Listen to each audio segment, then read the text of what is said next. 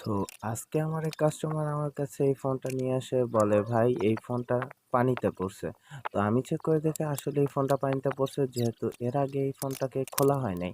তাই আমি কি করব, আস্তে আস্তে করে এই ফোনটাকে খুলে ফেলবো। ফোনটাকে খুলে ফেলার পর আমি চেক করব যে আসলে এই ফোনটা পানিতে পড়ার পর কোনো রকম শর্ট হয়েছে কিনা, যেহেতু আমরা জানি যে পানিতে পড়ার পর পাওয়ার আইসি শর্ট হয়, তাছাড়া অন্যান্য আইসিগুলো শর্ট হতে পারে।